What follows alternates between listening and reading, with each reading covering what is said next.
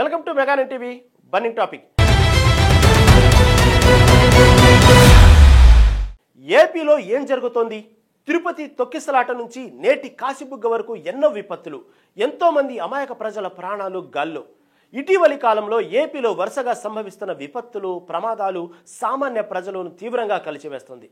Tirupati, Simhachalam, Srikakulam, Kurnool bus ప్రమాదం, విజయవాడ వరదలు, మోంతా తుఫాను ఇలా వరుస విపత్తులు రాష్ట్రాన్ని కుదిపేశాయి. వీటిలో కొన్ని విషాదకరమైన ఘటనలుగా నిలిచాయి. అధిక జన సమూహం, భద్రతా లోపాలు, సరైన నిర్వహణ లేకపోవడం ఈ విపత్తులకు ప్రధాన కారణాలుగా తెలుస్తుంది. ఏపీలో ఇప్పటి వరకు జరిగిన విపత్తులు, ప్రమాదాల గురించి ఓసారి చూస్తే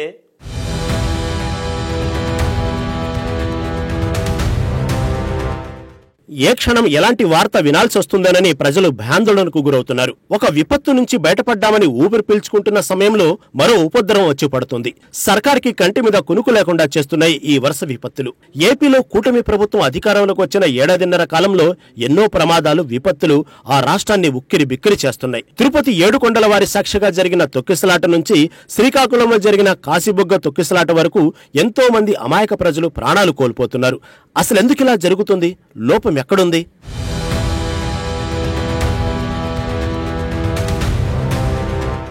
తిరుపతి, సింహాచలం, శ్రీకాకుళం, కాశీబుగ్గ వంటి ఆధ్యాత్మిక కేంద్రాల్లో జరిగిన తొక్కిసలాట ఘటనలు అనేక మందిని కలిసివేశాయి. భక్తుల రద్దీని నియంత్రించే ప్రయత్నాలు కొనసాగుతున్నప్పటికీ కొన్ని అనూహ్య పరిస్థితుల వల్ల ఈ దుర్ఘటనలు చోటు చేసుకున్నాయి. ముఖ్యంగా పర్వదినాలు, ప్రత్యేక దినాల్లో భక్తులు భారీ సంఖ్యలో ఆలయాలకు తరలివచ్చే పరిస్థితి కారణంగా నిర్వహణలో చిన్న తప్పిదాలు కూడా పెద్ద ప్రమాదాలకు దారితీస్తున్నాయి.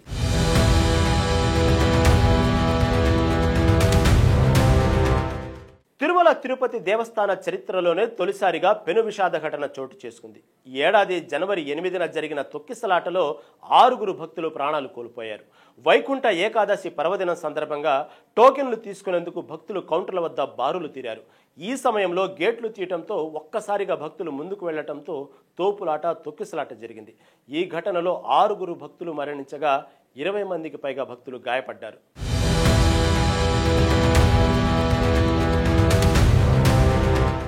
తిరుమల తిరుపతి దేవస్థాన చరిత్రలోనే తొలిసారిగా పెను విషాద ఘటన చోటు చేసుకుంది. ఈ ఏడాది జనవరి 8న జరిగిన తొక్కిసలాటలో 6 భక్తులు ప్రాణాలు కోల్పోయారు.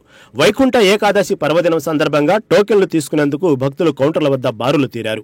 ఈ సమయంలో గేట్లు తీయడంతో ఒక్కసారిగా భక్తులు ముందుకు వెళ్లడంతో తోపులాట, తొక్కిసలాట జరిగింది.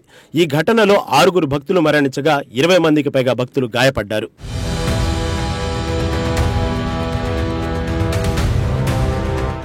తిరుపతి ఘటన మరొక ముందే సింహాచలంలో మరో విషాదం నెలకొంది.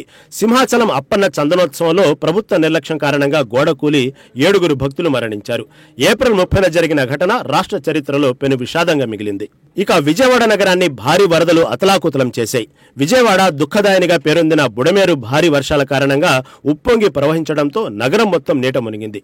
24 గంటల వ్యవధిలోనే కుండపోత వర్షం కురవడం విజయవాడ వరదలకు ప్రధాన కారణమైంది.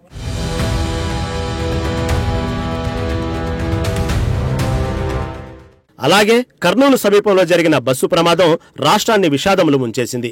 ఈ ఘటనలో దాదాపు 20 మంది సజీవ దహనమయ్యారు. అర్ధరాత్రి జరిగిన ఈ ప్రమాదం బాధిత కుటుంబాలను చీకట్లోనే నెట్టేశాయి. ఈ ప్రమాదంతో ఎన్నో కుటుంబాలు రోడ్డు పడ్డాయి. రోడ్డు పరిస్థితులు, డ్రైవర్ అజాగ్రత్త లోపం వంటి అంశాలపై దర్యాప్తు జరుగుతోంది. బాధిత కుటుంబాలకు ప్రభుత్వం తక్షణ సహాయం ప్రకటించింది. అయినప్పటికీ ఇది అత్యంత ఘోర విపత్తుగా చరిత్రలోకి ఎక్కింది.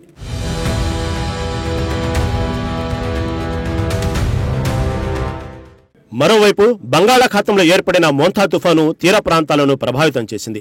గాలులు, వర్షాలతో కొన్ని ప్రాంతాల్లో చెట్లు, విద్యుత్ స్తంభాలు కూలిపోయాయి. వ్యవసాయ పంటలకు కూడా కొంత నష్టం జరిగింది. ప్రభుత్వ యంత్రాంగం ముందుగానే హెచ్చరికలు జారీ చేసి తీర ప్రాంత ప్రజలను సురక్షిత ప్రాంతాలకు తరలించడం వల్ల పెద్ద ప్రమాదం తప్పింది. అయినప్పటికీ ఆస్తి నష్టం, పంట నష్టం తీవ్రంగానే జరిగింది. కానీ ప్రభుత్వ అప్రమత్తత వల్ల ప్రాణ నష్టం జరగకపోవడంతో అంతా ఊపిరి పీల్చుకున్నారు.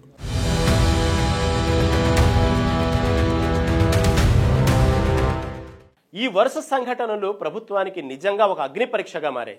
అయితే ప్రతి ఘటన తర్వాత అధికారులు వేగంగా స్పందించి సహాయక చర్యలను చేపడుతున్న తీరు ప్రశంసనీయంగా ఉంది. సహజ విపత్తులు, అనూహ్య ప్రమాదాలు ఎదురైనా ప్రజల ప్రాణరక్షణే ప్రధాన లక్ష్యంగా ప్రభుత్వం కృషి చేస్తుంది. ప్రజలు కూడా జాగ్రత్తలు తీసుకుంటే ఇలాంటి దుర్ఘటనలు తగ్గించవచ్చు. ఈ మొత్తం పరిస్థితి చూస్తే రాష్ట్రం ఒక సవాళ్ల కాలంలో ఉందనిపిస్తుంది.